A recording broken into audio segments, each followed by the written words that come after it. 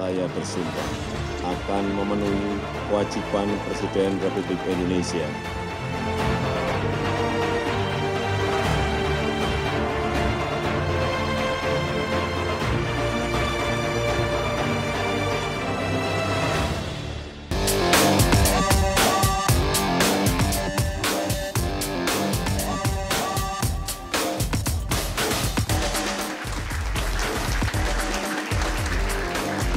Selamat malam para narasumber, para hadirin di studio dan juga pemirsa di rumah.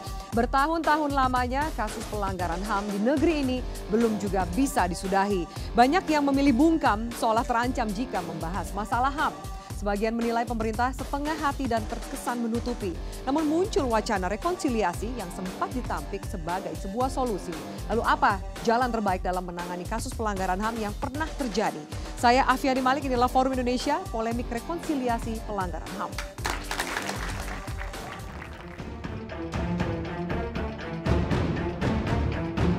Demi Allah, saya bersumpah akan memenuhi kewajiban Presiden Republik Indonesia. Pemerintahan Joko Widodo dan Yusuf Kala akan menyelesaikan kasus pelanggaran berat HAM di masa lalu dengan upaya rekonsiliasi. Jaksa Agung HM Prasetyo menyebutkan ada 3 tahapan proses rekonsiliasi, yaitu pernyataan resmi bahwa ada pelanggaran HAM, kesepakatan bersama antara korban dan pelaku, dan permintaan maaf negara kepada korban atau keluarganya. Setelah dilakukan rapat koordinasi, akhirnya dibentuklah tim Komite Kebenaran Penyelesaian Masalah HAM Masa Lalu yang beranggotakan 15 orang. Terdiri dari korban atau masyarakat, Komnas HAM, Kejaksaan Agung, Purnawirawan TNI, Purnawirawan Kepolisian, dan beberapa tokoh yang kredibel. Namun menurut Koordinator Komisi untuk Orang Hilang dan Korban Tindak Kekerasan, Haris Asad, rekonsiliasi bukanlah solusi tepat untuk menyelesaikan perkara pelanggaran berat HAM. Haris menegaskan, rekonsiliasi bukanlah langkah yudisial, melainkan lebih ke langkah politis. Saat ini, pemerintah menilai penyelesaian pelanggaran berat HAM melalui jalur hukum itu sangat sulit karena berbagai alasan. Salah satu di antaranya adalah kesulitan menemukan bukti dan saksi, sebab kasus tersebut dinilai sudah terlalu lama. Dan rekonsiliasi dianggap sebagai langkah paling bijaksana untuk menyelesaikan kasus pelanggaran berat HAM di masa lalu. Tim Liputan Metro TV. Ya, baik pemirsa, itu dia yang akan kita bahas pada malam hari ini. Langsung saya akan perkenalkan para narasumber yang sudah bersama saya di studio Metro TV. Mohon beri tepuk tangan untuk Mas Zainal Mutakin dari Sekjen IKOI. Selamat malam. Dan kemudian ada Mas Haris Azhar, koordinator dari Kontra. Selamat malam, Mas Haris Azhar. Ada perwakilan dari Komnas HAM, yaitu Komisioner Komnas HAM, Mas Nuh Khairon. Selamat malam. Dan juga ada Komisi 3 DPR dari fraksi PDIP, Bang Masinton Pasaribu. Selamat malam, Bang Masinton. Satu lagi berada di tengah studio, yaitu pengamat hukum pidana, Kang Asep Iwan Iriawan. Selamat malam, Kang Asep. Baik. Di Forum Indonesia kali ini saya akan memberikan waktu durasi sekitar 1 menit 30 detik untuk masing-masing narasumber mengemukakan apa pendapatnya. Bagaimana solusi yang terbaik untuk mencari titik terang di permasalahan pelanggaran berat HAM yang terjadi di Indonesia. Saya mulai dari IKOI, silakan Mas Zainal Mutakin, 1 menit 30 detik. Oke. Pertama bahwa bagi korban pelanggaran HAM, yang paling dibutuhkan adalah pengakuan bahwa mereka adalah korban sebagai korban pelanggaran HAM. 50 tahun korban peristiwa 65, 30 tahun lebih korban Tanjung Priok, hampir 30 tahun juga korban Talang Sari, 17 tahun korban Peni dan sebagainya, penculikan. Nah, ini, sampai saat ini mereka masih dibilang sebagai orang-orang yang bersalah. 65 dibilang pemberontak, Talang Sari dibilang pemberontak, aktivis 98 dibilang pengacau dan sebagainya. Kalau negara tidak memberikan pengakuan sampai saat ini, sampai sekarang, maka mereka akan tetap dianggap sebagai orang-orang yang bersalah. Nah, karena untuk membuktikan bahwa mereka adalah benar sebagai korban, maka negara harus mengakui bahwa telah terjadi tindak pelanggaran HAM. Nah, itu yang ingin kami tekankan sebagai organisasi korban. Yang kedua, kami tidak masuk pada perdebatan apakah yudisial non-yudisial. Bagi kami, hak korban itu ada 4. Hak atas kebenaran. Bagaimana? Kenapa keluarganya dibunuh? Kenapa keluarganya dihilangkan? Kenapa keluarganya diculik dan sebagainya? kebenarannya bagaimana? Demikian juga bagi korban. Kenapa di penjara tidak diadili? Kenapa diculik tanpa proses yang sesuai dengan hukum dan sebagainya? Itu yang harus diketahui oleh keluarganya, oleh korban sendiri yang masih hidup. Nah, kedua, keadilan itu hak korban. Jadi selama bukti kuat pelakunya masih ada dan sebagainya, sampai kapanpun karena pelanggaran HAM ini tidak mengenal batas waktu, maka dia akan berhak untuk. Oke. Baik. Saya tekankan diperlunya pengakuan dan juga permintaan maaf dari negara seperti itu. Kalau dari Mas Haris sendiri, Anda setuju? Anda menambahkan? Anda punya pendapat lain dari Kontras? Begini, saya sih soal proses hukum. Kenapa? Karena konstitusi kita bilang negara kita negara hukum. Kalau melihat peristiwa-peristiwa ini ada pembunuhan, penculikan, tadi Zainal sudah menyebutkan banyak hal, kekejaman gitu ya. Orang yang nyari keadilan juga menderita karena bertahun-tahun dipotong-panting. Jadi menurut saya, kalau ada kejahatan, maka harus diproses hukum. Gitu ya kan. Kalau tidak bisa diproses hukum, kenapa? Tolong jelaskan. Gitu kan. Jadi, kenapanya itu harus dijelaskan masalahnya apa. Kalau tidak ada masalah, ya proses hukum dong. Ya kan. Kalau dibilang buktinya tidak cukup, nyatakan itu lewat satu proses yang resmi. Seperti apa? Nah, jadi proses hukum itu satu keharusan, karena kita negara-negara hukum. Lalu juga soal bahwa ada kejahatan, maka harus ada proses hukum. Ya. Lalu ada undang-undang yang mengatur, dan ini proses yang panjang. Sudah belasan tahun, sudah puluhan tahun, orang sudah berproses. Ada biaya negara dikeluarkan, ada banyak orang terlibat, ada proses yang panjang yang di situ harus dipertanggungjawabkan. Jadi menurut saya, persoalan non-judisial itu nanti. Judisial dulu. Jalur hukum dulu. Jalur hukum dulu. Kalau jalur hukumnya, kata Jaksa Agung tuh bilang, buktinya kurang. Nanti buktikan mana buktinya kurang. Kenapa dengan Komnas HAM, ketika bicara proses hukum, mereka tidak cocok. Tapi begitu ngomong rekonsiliasi, akrab sekali. Oke. Kenapa kemudian getol sekali bicara soal rekonsiliasi? Oke, baik. Tapi tentu mungkin Komnas HAM punya pendapat yang lain. Mas Nur Khairon, silakan bagaimana Anda melihat situasi dan juga solusi yang terbaik untuk kasus pelanggaran HAM ini? Ya, sebetulnya betul kok yang disampaikan oleh Haris Azhar bahwa kalau dilihat dari mandat Komnas HAM di Undang-Undang 26 kan, kita ini melakukan penyelidikan, kan? Proses penyelidikan. Jadi sejak 2012 saya jadi komisioner, dipilih jadi tim untuk penyelesaian pelanggaran masa lalu, ya tugas kita adalah terus mempertanyakan kepada kejaksaan sudah sampai mana Anda memproses seluruh hasil penyelidikan Komnas HAM, kan gitu. Ada kasus yang kemudian dikembalikan lagi. Itu sudah terjadi sejak zaman SBY, kita bertanya terus. Hampir tiap bulan kita bertanya. Pas bulan Mei sebelum SBY lengser, sebelum pemilu, kita sudah mau ketemu sama SBY juga tidak bisa. Jadi mempertanyakan itu. Nah kemudian pada periode ini memang ada situasi yang baru ya. Situasi di mana ada harapan-harapan, komitmen untuk menyelesaikan gitu kan. Persoalan pelanggaran HAM di masa lalu. Gitu. Ada di Nawacita, kemudian juga disebutkan oleh beberapa menteri gitu kan. Nah, terkait dengan koordinasi kami dengan Kejaksaan Agung, tentu saja tetap kita berpegang kepada undang-undang yang ada. Kita mempertanyakan bagaimana ini Jaksa Agung. Kalau Jaksa Agung kemarin sebetulnya dengan yang sekarang hampir sama kesulitannya. Kesulitan untuk tidak bisa menyelesaikan gitu ya. Seluruh hasil penyelidikan Komnas HAM karena waktu penyidikannya itu terlalu pendek. Terlalu pendek. Tidak bisa atau tidak mau? Nanti kita akan bahas. Bang Masinton, Anda dari ini mewakili masyarakat juga. Bagaimana Anda melihat? Ada kemudian wacana rekonsiliasi lah untuk jadi win-win solution. Bisa Anda lihat sebagai sebuah solusi? Iya, jadi rekonsiliasi itu kan bentuk dari kompromi kita, ya. Bagaimana kita menyelesaikan masa lalu dan menatap masa depan. Gitu. Nah, prinsip-prinsip bahwa dalam negara itu, negara sudah mengakui bahwa ada pelanggaran hak asasi manusia di pada masa lalu itu. Itu ada tertuang dalam TAP MPR tahun 2000 itu. Kemudian diturunkan menjadi undang-undang tentang pengadilan HAM dan undang-undang tentang KKR itu, Komisi Kebenaran Rekonsiliasi itu, yang kemudian dibatalkan oleh MK. Nah, artinya di sini kita melihat bahwa negara sudah mengakui bahwa ada pelanggaran hak asasi manusia di masa lalu. Nah, tinggal memang kita mendorong proses ini karena yang namanya rekonsiliasi itu adalah dia bentuk kompromistis di negara manapun gitu ya. rekonsiliasi ini sebagai jalan tengah, ya, bagaimana korban menemukan keadilannya dan kebenaran sejarah itu diungkapkan. Tadi seperti teman-teman Ikoyi katakan, bahwa ada di kejahatan ketika pada masa rezim Orde Baru itu semua tiba-tiba di PKI-kan, ya, semua dituduh sebagai pemberontak gitu ya.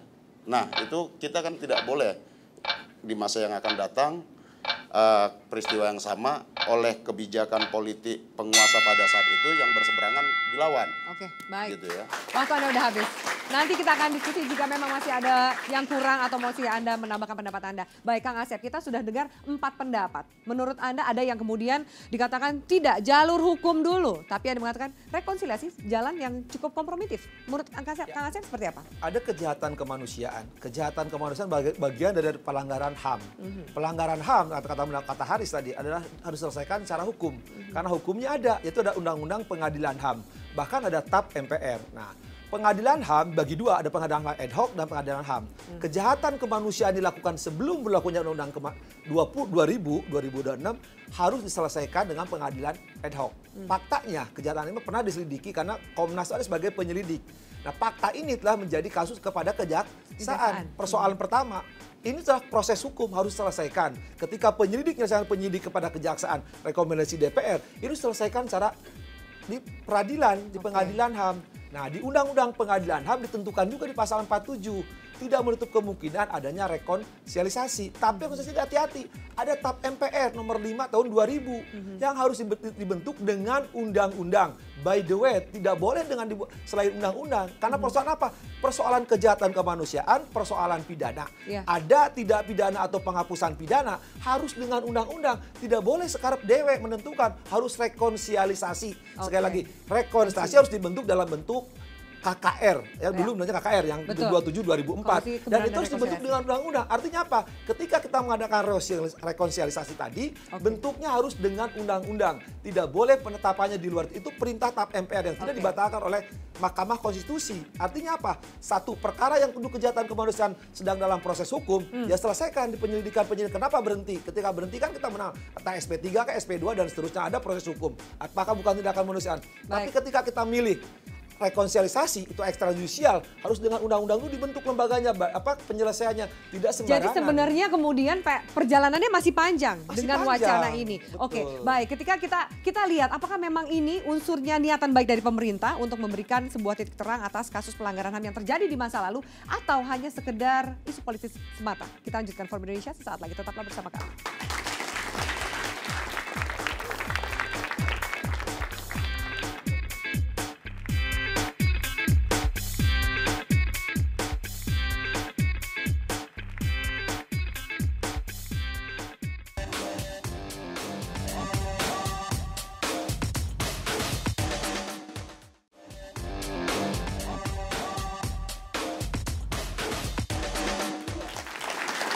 Ya, baik pemirsa. Apakah kemudian wacana rekonsiliasi ini memang upaya niatan baik dari pemerintah atau sekedar politis semata? Karena Mas Haris, saya mengutip pernyataan Anda seolah-olah negara hadir lewat rekonsiliasi ini. Padahal tidak. Karena Anda nggak melihat ini upaya yang satu langkah lebih maju dibanding pemerintahan sebelumnya. Seolah-olah hadir, mau merespon. Tapi prinsip-prinsip harus diperhatikan.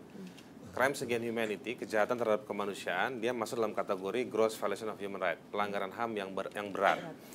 Penyelesaiannya tidak bisa sekedar gaya masuk ke selokan, sekedar hadir, sekedar belusukan nggak bisa. Ada sejumlah prinsip yang harus dipenuhi oleh otoritas yang tepat. Otoritas yang tepat nanti saya akan jelaskan. Jadi soal hukum ini diuji dulu prosesnya. Dalam proses hukum, dia harus mengikuti aturan hukum yang ada dong. Nggak mungkin proses hukum tidak berdasarkan hukum, itu namanya kesewenang-wenangan juga. Aturan hukumnya ada, kita punya, tadi Kang Asep juga sudah bilang, kita ikuti jalan. Kalau misalnya Jaksa Agung bilang bahwa bukti-buktinya itu tidak ada, kurang cukup, dia sendiri tidak membuktikan omongannya. Buktikan. Dia bilang, oke, saya lakukan. Apa yang kurang seperti itu? Betul, dia lakukan proses penyidikan. Dari proses penyidikan itu nanti bisa dilakukan, diukur, terlihat apa saja yang ada, apa yang tidak. Begitu, itu satu. Yang kemudian bisa dilakukan adalah, atau mengecek adalah si otoritas. Saya kembali ke soal rekonsiliasi. Siapa Jaksa Agung? Kok bisa dia ngomong soal rekonsiliasi? Kok bisa dia ngumpulin BIN, Kepala BIN, Pak Marsiano, Pak Muldoko, Pak Badrudin, TNI, Polri, semua dikumpulkan. Saya mau mengutip satu. Kan di bawah presiden ini komite yang dibentuk. Saya kutip dulu ya, satu pasal 17, Undang-Undang Nomor 30 tahun 2014 tentang administrasi pemerintahan yang menegaskan bahwa terdapat aturan yang harus diikuti terkait dengan larangan melampaui wewenang, larangan mencampur adukan wewenang, larangan bertindak sewenang-wenang. Cek Undang-Undang Nomor 16 tentang Kejaksaan Agung. Pasal 30. Hanya 2 tugas Kejaksaan Agung dalam konteks hukum pidana. Ya, sebagai penuntut umum dan sebagai penyidik pada pidana khusus, yaitu pidana korupsi dan pelanggaran HAM sesuai Undang-Undang 26. Jadi ini Junto melanggar pasal kewenangan 21 Undang-Undang 26 menyebut bahwa Kejaksaan Agung adalah penyidik. Tidak ada wewenangnya dia mengumpulkan semua pihak itu. orang. Dan saya tambahkan juga yang katakan Haris, ketika proses penyelidiknya adalah Komnas HAM, penyidiknya adalah Kejaksaan Agung. Ketika penyelidik menaikkan kepada penyidik, artinya apa? Sudah harus tahu tersangka dan sudah alat buktinya. Karena ketika dipegang oleh penyidik itu udah tahu dong. Kenapa sekarang ketika naikkan ke penyidik ada di Kejaksaan Agung? Kejaksaan Agung menyatakan tidak ada bukti. Justru penaikan penyelidikan ke penyidikan itu buktinya sudah terang. Artinya perkaranya harus lanjut. Oke, ada follow up dari Komnas HAM. Ini kan Komnas HAM juga yang melakukan penyelidikan. Sejauh ini alasannya kurang bukti kemudian mandek. Apa jawaban dan juga upaya dari Komnas HAM? Kalau apa yang dikembalikan ke Komnas HAM itu kan sudah beberapa kali.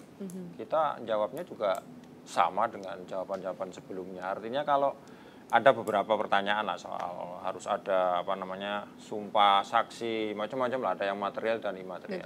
Tapi sebetulnya konteksnya kalau kita itu menjawab dan mengingin menjelaskan kebutuhannya penyelidikan untuk kita penuhi, itu kita berarti juga membatalkan seluruh penyelidikan yang sudah pernah masuk ke pengadilan. Dulu ada 2 yang masuk ke pengadilan kan, Timur sama Tanjung Priok gitu loh. Dan standar kita sama. Seluruh penyelidikan di Komnas HAM itu standarnya sama. Kalau kemudian standarnya ini diutak-atik, ya berarti yang kemarin juga batal dong. Nah, gitu. Makanya sebetulnya problemnya adalah kejaksaan itu memang harus menjelaskan. Memang sejak dari zaman SBY kejaksaan itu tidak berani untuk menerima dan kemudian melakukan penyidikan proses karena mereka merasa kewenangan dia seperti yang di dalam Undang-Undang 26 itu cuma dibatasi sekitar 200 sekian hari gitu. Nah, untuk mengurusi kasus 65 yang sebagian besar misalnya, bagaimana dia bisa menyampaikan itu dengan 214 hari misalnya. Tapi itu kan harus memang dijelaskan gitu loh. Dijelaskan kesulitannya apa dan seterusnya. Ini yang seakan-akan juga ditutup-tutupi. Gitu. Begini, Afi. Menurut saya bahaya sekali kalau 2 institusi ini melihat persoalan kemanusiaan, ya, melihat kejahatan-kejahatan yang sangat serius, bengis ini, yang berbahaya ini kalau terjadi lagi, hanya dalam soal-soal masalah teknis. Jadi gunanya mereka bertemu adalah menyelesaikan bagaimana caranya. Kalau saya tidak tahu, Anda tidak berani, atau saya tidak berani, Anda tidak tahu, maka kita cari satu titik temu. Cara atau siapa yang bisa melakukan, membantu menerjemahkan, menafsirkan. Apakah perlu melapor ke presiden? Harusnya dilapor ke presiden. Misalnya kayak begitu, dalam konteks bahwa mereka keduanya pertanggungjawabannya ke kepala negara dan kepala pemerintahan. Bukan sekedar mereka buang-buang satu sama lainnya. Pingpong aja nih kan? Pingpong aja yang lebih dari belasan kali, ya. Itu hanya dalam artian bahwa tidak mau menafikan yang tim-tim atau maupun yang Tanjung Priok, yang sumpah atau tidak disumpah. Apakah sebuah penyelidikan, jika dia tidak disumpah, maka peristiwa pembantaian manusianya itu tidak ada. Tidak ada. Oke, baik. Saya minta tanggapan dari IKOI sendiri. Sejauh ini bagaimana Anda kan juga mengawal terjadinya proses. Sebelum saya ke Bang Masinton, Anda juga dari Komisi Hukum Bang Sins. Bagaimana mungkin bisa mewakili perasaan dari keluarga korban juga. Tentu ada harapan-harapan yang besar di setiap pemerintahan. Ya, betul. Waktu pemerintahan sebelumnya ya, 10 tahun, keluarga korban sudah 3 kali ketemu presiden, ketemu timnya, ketemu banyak institusi yang mengurusi masalah ini. Tetapi semuanya seperti buntu jalannya ya. masalah hukum ditarik ke politik ya. Pelanggaran HAM ini kan ya sebagai tindakan hukum sebenarnya, kejahatan pelanggaran HAM. Tetapi seakan-akan masalahnya adalah buntunya di persoalan politik dan ya keluarga korban pasti merasa sudah sangat lelah ya, seperti tidak ada jalan lain untuk menjadikan pengadilan HAM ad hoc harus ada rekomendasi DPR. DPR-nya seperti itu. Ya. Nah, kita tidak Seperti ini. ya, mengalami benang kusut dalam penyelesaian ini. Baik. Bang Masinton, disebut oleh DPR, Anda juga di Komisi Hukum. Adakah kemudian terobosan supaya yang tidak tahu dan tidak mau ini bisalah memberikan sebuah solusi bagi keluarga korban yang tentu punya rasa sakit hati dan membutuhkan fakta dan kebenaran yang ada? Kami selalu desak Jaksa Agung karena tahun 2009 itu sudah ada rekomendasi atas kasus penculikan paksa itu. Tapi Kejaksaan Agung kan tidak menindaklanjutin. Jadi DPR sudah merespon itu. Saya berkali-kali menanyakan juga Kejaksaan Agung bagaimana penanganan kasus-kasus pelanggaran HAM. Karena saya juga merasa bagian dari korban pelanggaran hak asasi manusia ketika tahun 98 lalu. Nah, jadi itu selalu saya tanyakan. Nah, tentu memang dalam konteks niatan dari pemerintah untuk menyelesaikan persoalan di masa lalu harus ditanggapi positif dulu. Bahwa nanti prosesnya bagaimana, kita kawal sama-sama. Proses yudisial itu kan juga untuk membuktikan persoalan material pengungkapan faktanya ya. Kemudian ini juga harus kita jadikan bagian dari untuk melakukan proses pelurusan sejarah. Ada yang salah pada proses sejarah bangsa kita. Ada kejahatan karena perbedaan politik yang pernah terjadi di bangsa kita. Itu maka saya katakan tadi, kita menyelesaikan masa lalu untuk menyelamatkan masa depan kita. Nah, inilah gunanya rekonsiliasi. Rekonsiliasi ini bagi kita payung besarnya adalah persatuan nasional tadi. Itu harus yang utama. Payungnya di sana. Terus kemudian kita mencari jalan ya bahwa ada yang salah di masa lalu kita dan kemudian itu harus kita benarkan. Nah, menurut saya kita coba mencari jalan memaafkan, tapi kita tidak melupakan. Oke, memaafkan tapi tidak melupakan. Ya, Bisakah kemudian terjawab di rekonsiliasi nanti prosesnya ini? adalah Wacananya melalui proses pengadilan, ya ada yang salah kemudian diampunin. Beberapa model memang harus kita tempuh, tetap menjaga dalam arus besar persatuan Tapi tadi. ini Pak Masinton, soal memberikan maaf. Sejauh ini tidak ada satupun pelanggaran HAM yang mengakui dia melakukan pelanggaran HAM. Sekarang kalau korban siap memaafkan, tapi apakah si pelaku kasus Talang Sari, apakah dia mengakui? Dia tidak mau mengakui. Nah, itu yang harus kita dorong. Itu harus kita dorong. Oke, baik. Kita lanjutkan sesaat lagi. Tetaplah bersama kami di Forum Indonesia.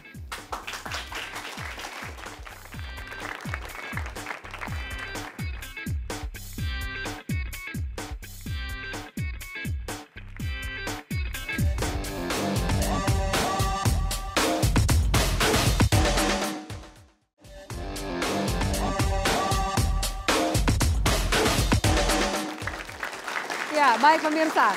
Lalu kemudian kita dengar tadi dengan dasar persatuan nasional, memaafkan kemudian melupakan. Jika memang ternyata wacana rekonsiliasi ini akan terus didorong, bagaimana dengan pemenuhan dari hak-hak korban? Adakah kemudian Anda memberikan solusi bahwa ini ada titik temu lah, niatan yang mungkin juga Anda harus respon? Ada yang mau bicara? Silakan. Kalau soal titik temu begini, kita bukan lagi beli es cendol ini, beli segelas harganya berapa. Ini nggak bisa kalau anggota Dewan yang terhormat ini bilang bahwa ada titik temu demi persatuan nasional.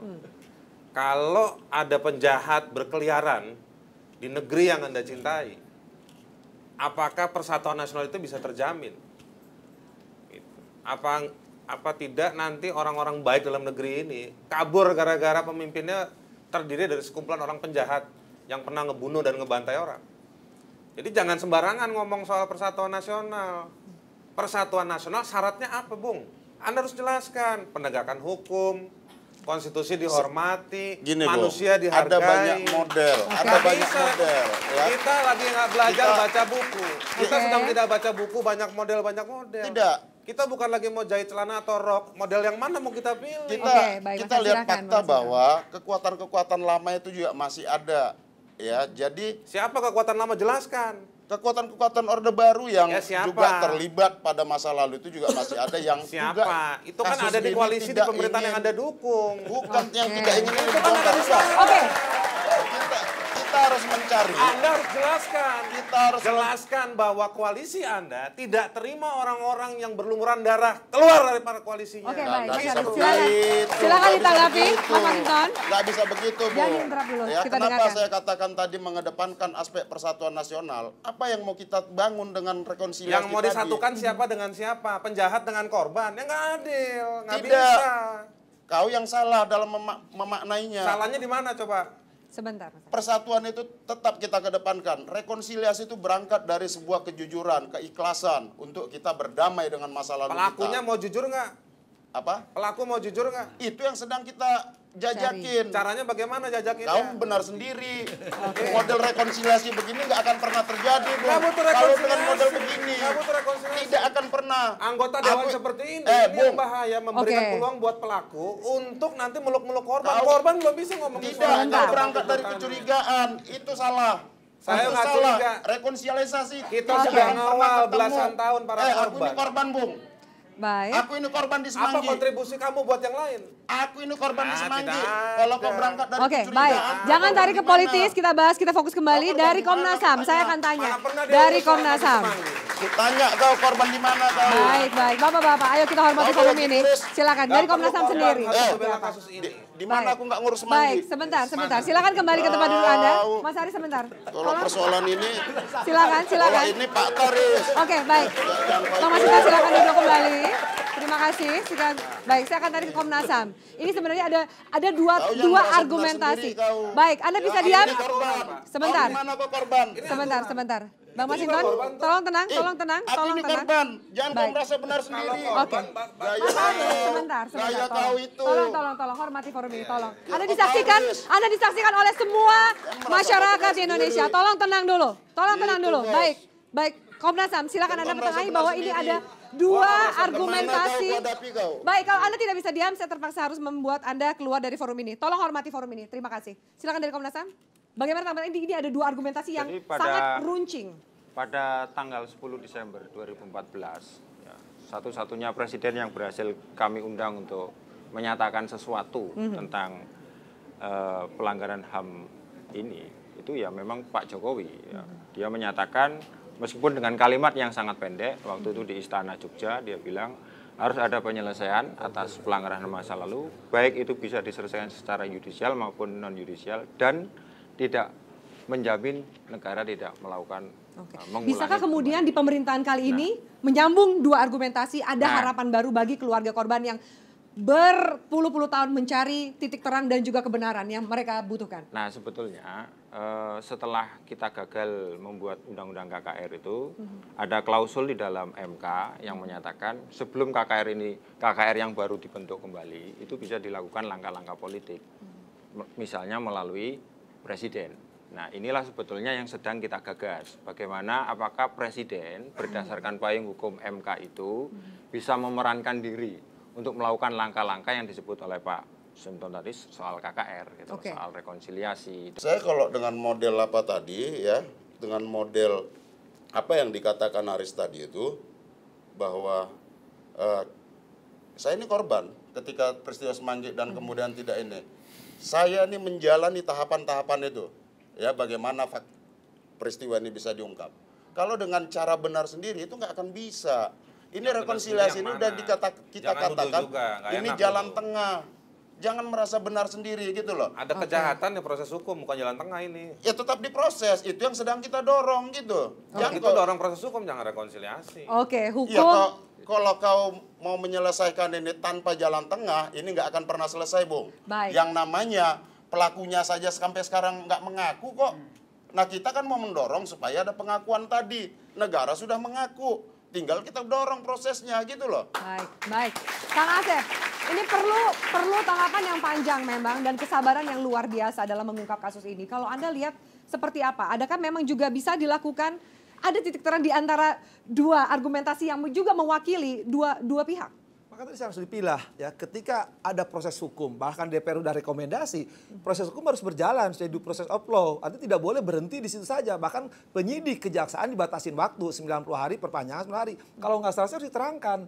Tapi ketika ada yang belum ada bukti, belum ada rekomendasi, bisa penyelesaian rekonsiliasi kan. Tapi sekali lagi yang proses hukum harus selesai sampai di pengadilan HAM. Walaupun saya kasih tahu, pengadilan HAM ada tapi hakim HAM-nya nggak ada. Nggak ada hakim HAM-nya, silakan cek ke Gajah Mada, itu nggak ada hakim HAM-nya, pengadilannya nggak ada, gitu kan? Nggak tahu siapa yang ngidangin, hakim garis ke hakim. Lalu bagaimana itu? Ya nggak tahu, tanya Mahkamah Agung, kenapa hakim HAM-nya nggak ada di pengadilan HAM Jakarta Pusat? Anda lihat rekonsiliasi ini cuma kembali basa-basi kembali ke pemerintah? rekonsiliasi, sekali kembali ke prosedur hukum harus ditempuh juga. Tidak boleh sembarangan rekonsiliasi. Kalau tadi rekonsiliasi itu harus dasarnya apa? Ada kejujuran, ada transparan, ada objektivitas, ada kesatria, ada moralitas di situ. Kalau itu nggak ditempuh, tidak sembarangan rekonsiliasi. Karena tadi saya perintah tahap MPR yang belum dibatalkan oleh MK harus dengan undang-undang aturannya. Jadi ketika membentuk rekonsiliasi, proses hukum tetap jalan, harus diselesaikan sampai akhir di pengadilan, sampai dieksekusi. Tapi yang lain yang belum nggak ada buktinya, tidak ada bisa rekonsiliasi, ada kata maaf tadi istilahnya. Kemudian ada pengakuan, ada pengampunan, silahkan lakukan. Jadi ada dua, proses hukum harus jalan, di luar proses hukum tadi rekonsiliasi harus jalan. Tapi harus dibedakan dua hal yang berbeda itu. Tidak bisa dipilih salah satu. Ini harus dua-duanya berjalan. Kalau sejak awal rekonsiliasi silahkan, tapi aturannya ada dengan undang-undang. Itu perintah tahap MPR loh. Tentang wakil rakyat dulu masih MPR 2000 kan. Nah, beliau masih jadi korban kan. Nah, tapi yang kalau undang-undang sudah jalan ada rekomendasi dari DPR, itu harus diproses. Kenapa berhenti di tengah jalan? Nah, kalau tadi sejak awal ada kata maaf, ada pengampunan, ada kita akan bicara restitusi, ada bicara rehabilitasi, bicara amnesti. Itu dua hal yang berbeda. Kita akan jeda, kami akan lanjutkan. Lalu bagaimana masa depan dari wacana rekonsiliasi ini? Apakah ini solusi atau hanya sekedar basa-basi? Kami lanjutkan sesaat lagi. Tetaplah bersama kami di Forum Indonesia.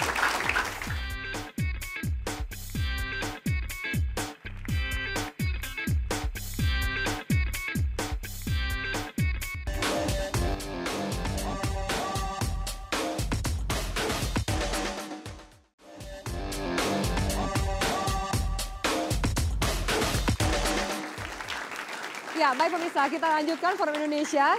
Ada 3 tahapan yang rencananya akan dilakukan jika memang rekonsiliasi ini disetujui, yaitu pernyataan adanya pelanggaran HAM, kemudian kesepakatan bersama, lalu ada permintaan maaf dari negara. Silakan tanggapan masing-masing narasumber. Apakah kemudian Anda melihat ada yang kurang dari tahapan-tahapan itu, atau kemudian itu cukup memberikan jawaban atas pertanyaan besar yang selama ini terlihat?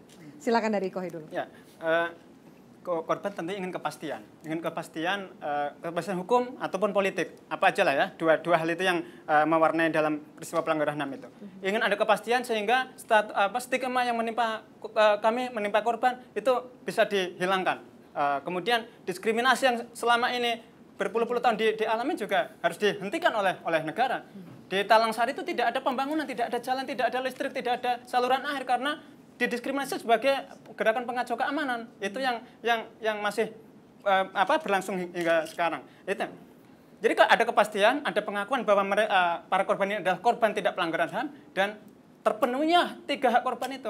Hak atas kebenaran, hak atas keadilan, hak dan pemulihan, pengembalian semua kerugian yang dialami korban. Dan satu lagi jaminan ketidakberulangan. Negara harus menjamin supaya peristiwa yang terjadi pada para korban sekarang tidak terjadi pada kita semua. Baik, Mas Zainal, saya tahu bahwa ada variasi perasaan dan juga positioning yang dirasakan oleh keluarga korban. Ada yang juga sebagian merasa bahwa ya sudah rekonsiliasi sajalah. Mungkin seakan-akan kasus yang lama yang terjadi di masa lalu tidak akan terbuka, sebaiknya rekonsiliasi. Atau kemudian ada tetap yang bertahan, tidak, hukum harus kemudian ditegakkan. Bagaimana Anda menjaga kesolidan ini? Ya, rekonsiliasi itu kan dampak lanjutan dari kalau pelakunya itu mengakui. Kalau pelakunya dibuktikan, selama korban tidak tahu siapa pelakunya, siapa yang menembak 4 mahasiswa Trisakti itu, sampai sekarang tidak ketahuan. Terus kalau korban mau berrekonsiliasi dengan siapa? Kan nggak mungkin presiden yang tidak punya salah, Jokowi yang tidak punya salah terhadap para korban, dia saya minta maaf. Kan tidak bisa seperti itu, harus ditunjuk siapa pelakunya. Kalaupun dia tidak bisa dihukum karena kuat secara politik, paling tidak masyarakat tahu dia lah pelanggar HAM yang akan ada sanksi sosial dan ada stigma sanksi yang sosial ya, seperti dibalik. penculik ya. Kita rame-rame menolak penculik itu jadi presiden kan karena itu sanksi sosial yang sudah kita lakukan. Pertanyaan terakhir saya untuk Anda. Setiap ganti pemerintahan baru selalu ada harapan baru. Bagaimana Anda menilai di pemerintahan Jokowi kali ini? Saya melihat bahwa dengan masuknya di janji kampanye Nawacita, masuknya di RPJMNN, ya kami berharap bahwa itu dijalankan secara konsekuen oleh presiden. Nah, pilihan apapun yang penting 3 hak korban itu dan hak masyarakat untuk jaminan ketidakberlangan itu yang harus terpenuhi, mau pengadilan, mau permintaan maaf, apapun yang penting bagi korban, bagi kami hak-hak kami terpenuhi seperti itu. Oke, baik, terima kasih. Dari Kontra sendiri silakan, Mas Arief. Begini, Afi dan juga pemirsa ya, menurut saya dari semua perdebatan ini, saya koreksi dulu yang belakangan. Kalau misalnya Mas Zainal ini merasa happy dan bangga dengan Jokowi, menurut saya zaman SBY juga sudah ada di janji kampanye. Di sebelum-sebelumnya selalu ada. Isu ini selalu mengemuka. Jadi menurut saya Anda kalau pesimis sekedar bahwa ini adalah hal sesuatu saya yang bukan baru? pesimis. Zaman SBY juga ada negosiasi dengan ada dialog dengan pihak istana dan lain-lain. Semua terkomunikasikan. Kemudian adalah tidak implementasinya tidak ada kemudian. Nah, hari ini diulang lagi. Kalau saya mau mengusulkan, kenapa tidak melanjutkan saja, tidak usah diulang-ulang lagi. Sudah banyak nih proses, sudah banyak keringat korban, keringat masyarakat. Terakhir nih ada diskusi yang pernah dibikin oleh jaringan masyarakat sipil tentang kasus-kasus seperti ini. Yang saya mau bilang adalah, hari ini mau bicara rekonsiliasi dan lain-lain, perdebatan saya sama Masinton tadi, itu karena tidak ada kejelasan dari orang yang mengangkat isu rekonsiliasi. Maksudnya apa? Saya cuma mau bilang, tujuan dari semua ini apa? Tadi Mas Sinton bilang soal persatuan nasional, saya bilang soal penegakan hukum. Nah, apa mitigasi untuk merumuskan itu? Kerangkanya seperti apa? Jangan tiba-tiba Jaksa Agung bilang 15 orang. Kesambar petir dari mana dia? Kalau dia bilang 15 orang, ukurannya apa? Kalau kita punya tujuan jelas, kita tahu siapa orang yang bisa memasak dari satu tujuan yang kita capai untuk misalnya makanan. Nah, kalau nggak jelas kayak begini, ya akhirnya jadi perdebatan saja. Siapa yang menurut Anda yang jelas itu? Yang jelas bukan Jaksa Agung yang harus bicara itu. Presiden? Presiden yang harus bicara. Baca RPJM. Di RPJM disebutnya Komite Kepresidenan untuk Penyelesaian Pelanggaran HAM yang berat secara berkeadilan. Itu kata-kata RPJM, bukan kata-katanya Haris Azhar. Oke. Nah, itu yang harus dipertegas. Satu. Yang kedua, Singkat. korban itu ada satu prinsip yang dilupakan, yang nggak pernah orang tahu. Jaksa Agung seolah-olah bilang mereka mau memaafkan salah. Dalam hak asasi manusia, ya ada satu prinsip yang namanya prinsip kepuasan, satisfaction. Apa? Korban itu seneng, dia lihat dengan dekat, oh korban negara itu berkeringat, negara itu bekerja, dia sungguh-sungguh. Ada upaya. Ada upaya, diinformasikan kepada keluarga korban. Jangan belum apa-apa, korban belum dikonsultasikan, tiba-tiba Jaksa Agung bilang, nanti korban minta maaf-maafan ya sama pelaku. Pelakunya saja masih imajiner, ya kan? Jadi maafnya juga belum tentu bisa terjadi lah. Ya itu karena, versi, nah itu dia, ya. karena kerangkanya nggak jelas tadi, Oke, ya kan? baik. Nah, yang terakhir saya mau bilang, yang kita bicara ini bukan hanya lukanya korban, ini luka bangsa. Ini luka bangsa. Apa yang akan berubah buat bangsa ini ketika semua proses ini kita lakukan? Apakah kita menjadi mulia sebagai bangsa di tengah bangsa-bangsa yang lain? Saya mesti ingatkan, perlakuan negara sebagai pelaksana kerja-kerja harian dari sebuah bangsa yang merendahkan orang-orang yang dipinggirkan, itu akan membuat negara tersebut, bangsa tersebut terpinggirkan di bangsa-bangsa yang lain. Oke, baik. Terima kasih. Dari Komnas HAM, silakan, Mas Nur. Ya, saya kira ini memang momentum yang menurut saya jauh lebih bagus dibanding momentum sebelumnya ya. Apa yang berbeda sih dengan momentum kali ini? Ya kan sudah ada di RPJM. Mendukung Jokowi banget dia ini. Sudah ada di RPJM. Sebentar Mas Haris. Sudah ada di Nawacita, kemudian diimplementasikan di RPJM. Kemudian juga berkali-kali Jokowi menyatakan sesuatu dan sebetulnya ada beberapa hal yang Jokowi sendiri itu perlu masukan yang benar gitu loh. Nah, selama ini memang belum ini belum ini. Kenapa begitu ya? Karena semua eker-ekeran yang mau masuk ke Jokowi ini eker-ekeran kan, kayak Pak Haris Azhar atau Saya siapa. eker-ekeran, Anda eker-ekeran. Gitu kan. Nah, ini sebetulnya kita perlu memberikan pandangan yang jelas. Kalau Anda sebagai kepala negara memang perlu menyatakan sesuatu atas penyesalan pada situasinya. Tapi dari penyesalan itu implikasinya apa? Harus dibentuklah komite di bawah presiden, kemudian untuk itu tadi soal komisi kebenaran, untuk mengundang seluruh orang-orang baik dari kalangan korban, dari kalangan yang diduga pelaku di dalam penyelidikan Komnas HAM dan macam-macam, diundang semua untuk menyatakan sikap negara ini harus bagaimana dan kemana ke depan gitu loh. Baik, terima kasih Mas Nur. Mas Hinton, giliran Anda, silakan. Ya, itu kenapa KKR itu Komisi Kebenaran dan Rekonsiliasi itu selalu menjadi penting karena memang berangkat dari sistem hukumnya secara formal dia tidak mampu mencakup itu. Terus kemudian berangkat dari kecurigaan bahwa satu sama lain saling curiga, tidak ada keikhlasan dan lain-lain. Maka itulah gunanya KKR tadi sebagai jalan tengah, rekonsiliasi sebagai jalan tengah tadi. Karena apa? Kita membangun bangsa ini tidak mungkin dengan cara-cara yang dendam tadi. Nggak boleh ada warisan dendam politik itu. Semuanya rekonsiliasi itu didasarkan pada asas keikhlasan bahwa kita pernah melakukan kesalahan dan ke depan kita harus menyelamatkan masa depan dan tidak mengulangi di masa lalu tadi. Nah, kita rekonsiliasi ini sebagai jalan tengah tadi menemukan kebenaran buat korban, keadilan buat korban, dan juga ada yang salah diungkapkan fakta-fakta kesalahan tadi. Ya. Demikian juga dalam forum ini saya menyampaikan maaf atas tadi dan saya harus berrekonsiliasi sama kaum Haris. Kan itu. Terima kasih. Karena nggak boleh dibangun dengan dendam tadi. That's good. Kalau ada salah Silakan. ya kita katakan. Terima kasih.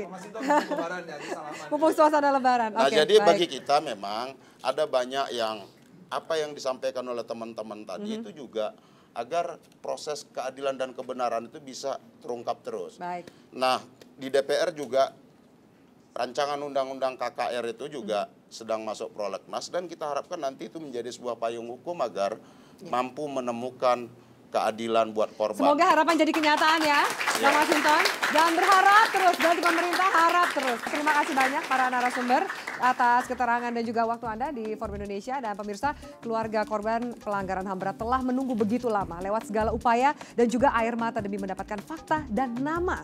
Hukum masih menjadi pedang keadilan yang diharapkan selalu, namun jalan itu seakan terjal dan berliku. Bisakah upaya rekonsiliasi yang kita bahas menjadi langkah pemersatu? Kita harapkan kedua belah pihak mencapai titik temu bersalaman dalam damai tanpa melupakan kelam masa lalu agar jadi pelajaran di lembaran yang baru. Semoga. Saya Feri Malik, selamat malam, sampai jumpa.